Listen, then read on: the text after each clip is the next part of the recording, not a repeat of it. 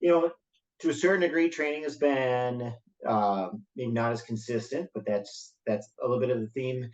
But what I've tried to do is really managing those intensity sessions. So still trying to make sure that I'm hitting those intensity sessions and then hitting those strength sessions. So I really like how, like Matt has planned out in CXC Academy with a strength in the morning and a ski in the afternoon. And as your schedule gets busier, that can be really hard to get in 2 sessions. I remember my transition from full-time athlete to full-time work. I had a hard time understanding why people couldn't, like, I mean, come on, just get up, get your workout in, and then do it again. You've got 6 or 7 hours or 8 hours in between, but it's different when you can take an hour nap. The Anyway, so what I've tried to focus on is if I'm going to be doing strength, still saying, hey, I want to get those double sessions in, and maybe it's only 15 or 20 minutes, but you still get in some of your basic movements, some pull-ups, some dips. You still get that hormonal response from doing the strength. So really trying to focus on those intensity sessions and the pacing of those intensities. So uh, now I will shift into doing a little bit harder intensity. So instead of lower level three, focusing on going a little bit harder. And this is always an interesting, like it's fun, but you sort of have to like hold yourself back. At least I find. So I want to focus on skiing well in January and February. So although it's fun to try to go hard, I love going hard in intervals. That it's really important to say, hey, if my goal is 6 by 4 minutes, I'd rather go too easy and end up doing 7 by 4 minutes rather than going a little bit too hard and having to call it at 5 by 4 minutes.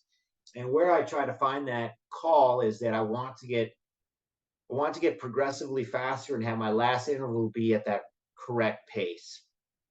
And that's something that I have changed, I think, as I've gotten older, is I've realized that I don't necessarily need to go so hard during my intervals. It's actually a little bit better to maybe going a little bit easy. You get more of a benefit than to go a little bit too hard. And the hardest thing is to not get caught up on that because you hate not negative splitting or not being able to push that. So I usually find I can go easy enough for my first interval.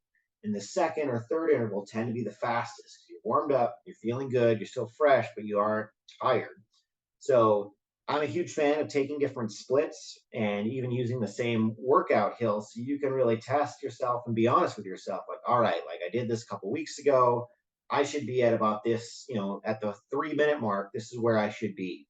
And if I'm well in advance of that, I've probably gone out a little bit too fast. So you can kind of adjust that. So yeah, so that's sort of the focus is starting to shift now into a little bit more intensity. Also trying to keep the volume high for another 4 weeks, and then we can start reducing the volume. The weather should be starting to cool off, should be really nice.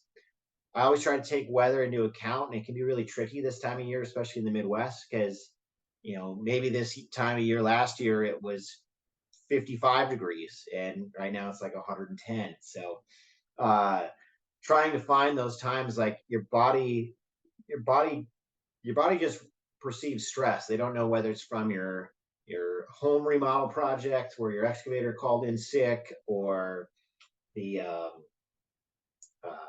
the heat or the intensity and those types of things. So really factoring that in, say, okay, can I get up early or do I need to adjust different things? Those are important.